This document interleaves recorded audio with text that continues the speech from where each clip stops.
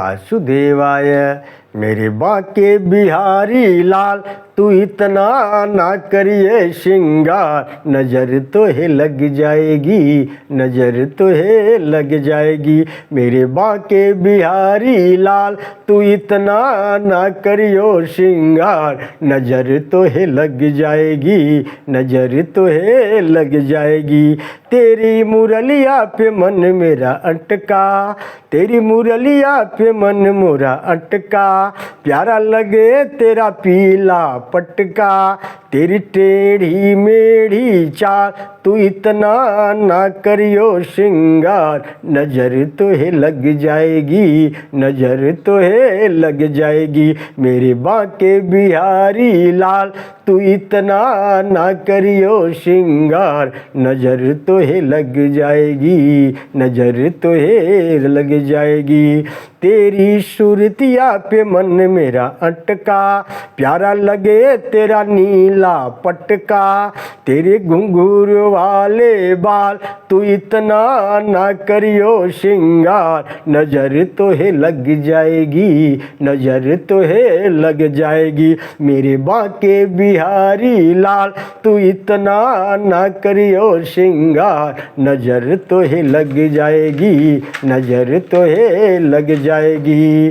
तेरी कमरिया पे मन मेरा अटका, तेरी कमरिया पे मन मेरा अटका, प्यारा लगे तेरा काला पटका, प्यारा लगे तेरा काला पटका, तेरे गले बजंती माल तू इतना ना करियो श्रृंगार, नज़र तो है लग जाएगी, नज़र तो है लग जाएगी। मेरे बांके बिहारी लाल तू इतना ना करियो श्रृंगार, नज़र तो है लग जाएगी, नज़र तो है लग जाएगी।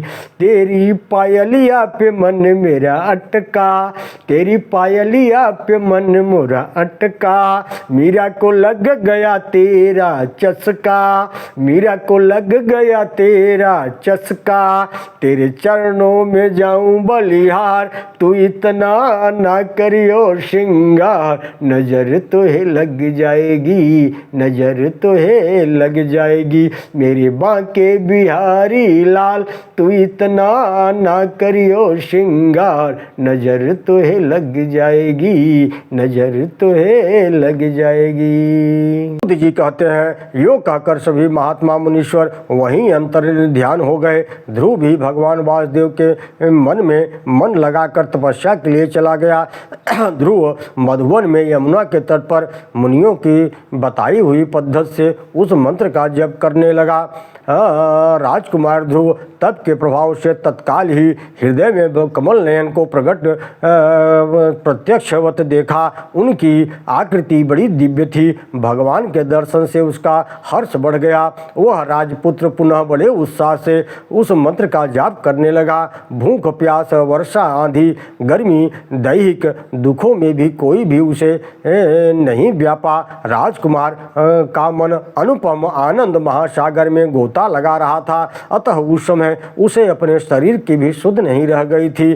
कहते हैं कि उसकी तपस्या से शंकित होकर के देवताओं ने कितने ही विघ्न खड़े किए, परंतु तीव्र तपस्वी बालक के लिए वे सभी निष्फल सिद्ध हो गए। शीत धूप आदि की तरह एक देशीय विघ्न भी उस विष्णु स्वरूप मुनि को व्यथित नहीं कर पाते थे। कुछ समय के बाद भक्त जनों के प्रियतम वरदाता भगवान विष्णु बालक ध्रुव के ध्यान और बल से संतुष्ट होकर पक्षी राज गरुड़ पर सवार हो उस भक्त को देखने के लिए तपस्या स्थल पर आ गए और निश्चल निश्चय दृष्टि से वे भगवान अपने दांतों की किरण रूप जल के अमित प्रवाह द्वारा तपस्या में लगे राजकुमार ध्रुव के शरीर की धूल को धोते हुए उससे कहने लगे, हे वत्स वरम वरम वत्स वृणीष्वस्ते मनोगतस्तपसास्मि तुष्टः ध्यानेन ते चेन्द्रिय निग्रहेण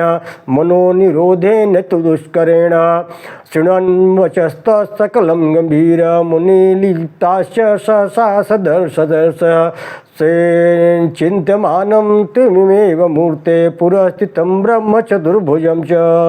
हे वस्तु, तुम्हारी तपस्या, ध्यान, इंद्रिय निग्रह और दुस्साध्य मन संयम से तुम पर मैं प्रसन्न हूँ। अतः तुम्हारे मन में जो अभीष्ट हो वह वर मुझसे मांग लो। भगवान की वह संपूर्ण गंभीर वाणी सुनते ही ध्रुव ने सहसा आंखें खोल दी। उस समय उन्हीं चतुर्भुज ब्रह्म को, जिनका वह हृदय में चिंतन कर रहा था, उसने सामने मूर्तिमान होकर खड़ा देखा। उन परम पूजनीय त्रिभुवनपति को सहसा सामने देखकर वह राजकुमार सकपका गया और क्या कहूँ क्या करूँ यह सोचते हुए क्षण भर न तो वह कुछ बोला न कुछ कर ही सका। उसके नेत्रों से आनंद के आंसू झरझर बह रहे थे, शरीर के रोए खड़े हो गए थे। वह भगवान के सामने उच्च स्वर से हे त्रिभुवननाथ यूँ कहता हुआ दंडवत प्रणाम करके पृथ्वी पर गिर पड़ा। उसकी भौहें कांप रही थी और दंड प्रणाम कर जगत गुरु भगवान की ओर एक दृष्टि लगाए हुए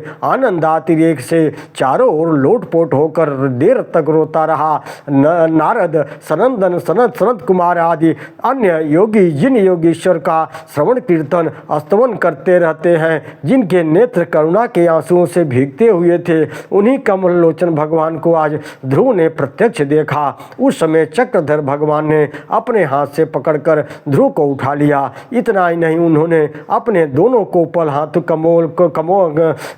हाथों से उसके धूल धूसरित शरीर को सब ओर से पोंछा और उसे हृदय से लगा लिया। नमो भगवते वासुदेवाय। वरं वरयवो बालवे पत्ते मनसि वर्तते तद्ददाम्य संदेहो नादेन विद्यते तव। हे बच्चे, तुम्हारा मन जो भी इच्छा हो करता हो वह मुझसे मांग लो, निसंदेह वह सब मैं तुम्हें दे दूंगा। तुम्हारे लिए कोई भी वस्तु अब अधेय नहीं रह गया है। तब राजकुमार ने भगवान विष्णु से वर मांगा कि हे जगदीश्वर, मुझे आपकी स्तुति करने की शक्ति प्राप्त हो। यह सुनकर भगवान मूर्तिमान निर्मल शंख से ध्रुव के मुख को छू लिया और मरीचाद देवर्षियों के लिए भी ज्ञान रूपी चंद्रमा की किरणों से लक्षित होकर ध्रुव का चित्त पूर्णतया निर्मल हो गया। फिर त्रिभुवन गुरु भगवान के शंख से स्पर्श से उसके अंतःकरण में ज्ञान रूपी सूर्य का उदय हो गया जाने पर वह पूर्ण प्रकाशमान हो गया। वह आनंदित होकर भगवान की स्तुति करने लगा। ध्रुव ने कहा, समस्त मुनिगण जिनके कमल चरण को वंदना करते हैं, जो खर राक्षस गंधर्व रूपधारी धेनुकासुर का संहार करने वाले हैं, जो जिनका मेघ के समान जिनका श्याम वर्ण है, शाल के धाम तेज जिन्होंने सदा के लिए शांत कर दिया है, सुंदर गोप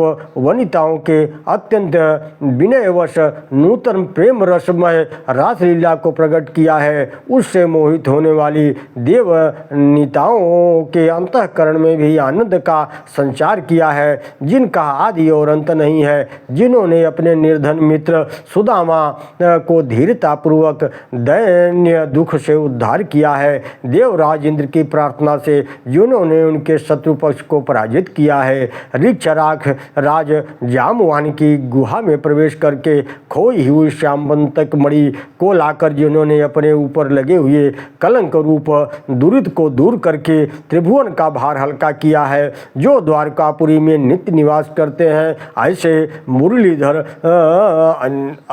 भगवान को हम प्रणाम करते हैं, जिनका वक्ष स्थल चतुर्भुज जी के चरण चिन्ह अंकित हैं, कस्तूर मणि से अलंकृत हैं, जो अपने प्रिय भक्त अक्रूर माता देव की गोकुल के पालक हैं, चारों भुजाओं में शंख चक्र गदा पद्म धारण किए हैं, नूतन तुलसी दल की माला मुक्ताहार केयूर कड़ा मुकुट आदि से विभूषित हैं, वह सुनंदन आदि भगवत भक्त जिन स्वरूप के हरि की उपासना करते हैं, जो पुराण पुरुषोत्तम है, मैं उनको प्रणाम करता हूँ। मैं उत्तम स्थान प्राप्त करने की इच्छा से तपस्या में प्रवृत्त हुआ और बड़े बड़े मुनीश्वरों के लिए भी जिनका दर्शन पाना असंभव है, उन्हीं आप परमेश्वर का मैं दर्शन पा रहा हूँ।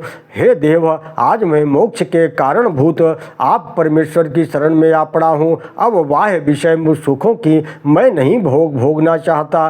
सब जब रत्नों की खान समुद्र अपना मालिक हो जाए तब कांच का आभूषण पहनना कभी उचित नहीं होता है। हे ईश, अब मैं दूसरा कोई वर नहीं मांगता। आपके चरण कमलों में मेरी सदा भक्ति बनी रहे।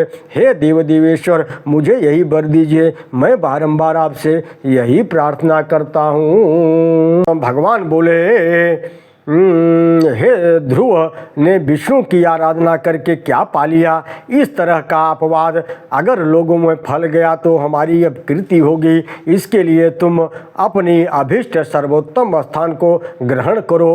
पुनः समय आने पर शुद्ध भाव हो तो मुझे प्राप्त कर लोगे। मेरे प्रसाद से समस्त ग्रहों के आधारभूत कल्प वृक्ष और सब लोगों के बंदनी होकर तुम्हारी माता सुनीति मेरे निकट निवास करेगी। सूत जी कहते हैं, इस प्रकार प्रत्यक्ष प्रकट हो करके वरदानों से ध्रुव का मनोरथ पूर्ण करके भगवान मुरलीधर नरसिंह स्वरूप मुकुंद धीरे से अपना वह दिव्य रूप छिपा लिया और बार बार घूमकर भक्त की ओर देखते हुए अपने वैकुंठ धाम को चले गए। इसी बीच देवताओं का समुदाय भगवान विष्णु और उनके भक्तों के उस समागम को देख हर्ष के मारे तत्काल दिव्य पुष्प बरसाने लगे और उस अविनाशी ध्रुव का स्तुति करने लगे।